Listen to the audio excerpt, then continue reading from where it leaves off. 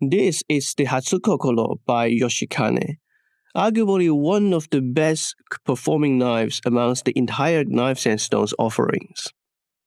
They are offered in either the SKD semi-stainless steel or the white steel, but both of them have the stainless cladding, the rustic Nashiji looking, but most importantly, they cut extremely well.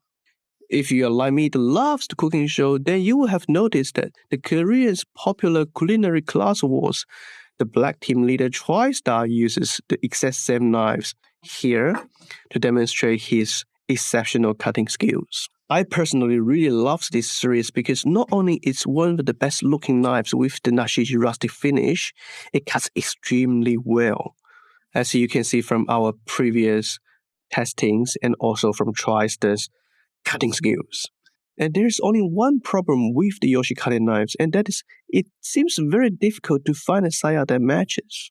And this is due to some of its unique profiles and also some of its very Sanjo style, characteristics that, as you can see for the gear toe, it has a rather narrow height, usually about 45 millimeters, but it's actually quite a bit longer. So for the 21 centimeter gear toe, it has about 225 millimeter in length.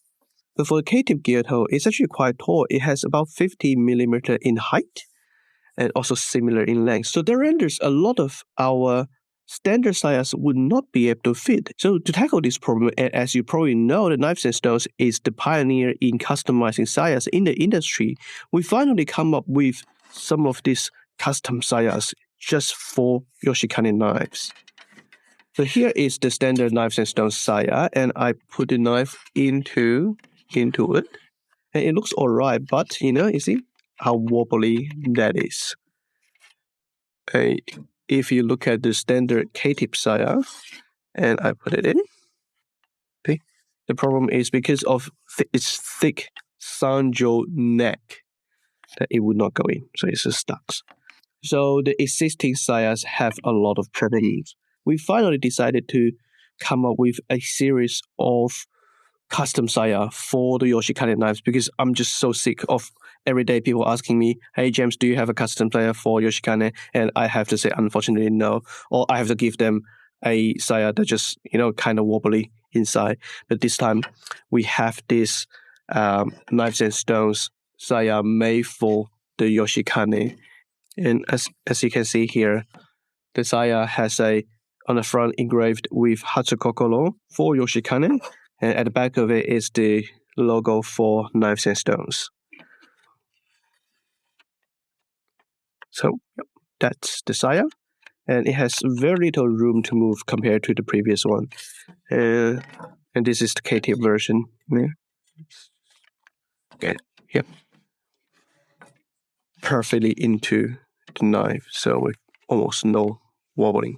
In fact, we have the entire range from petty all the way to Tsuchihiki, so it's a huge effort to come up with something like this because at the back of it, we have to make a huge order in order to make this sort of sustainable. You can't just say, I order 10 of them. It just doesn't make sense in terms of scale. And look at how beautiful it is. It has the wanji, standard wanji, a hardwood, African hardwood.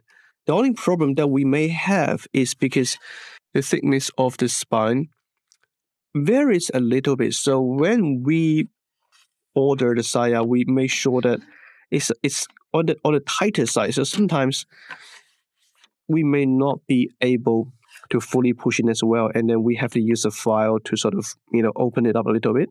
Don't force yourself because that will crack the saya.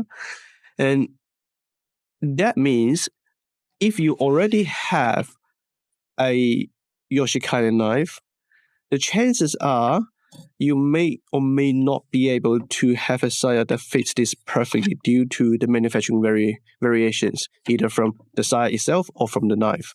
And in that case, you can use a file to open it up a little bit.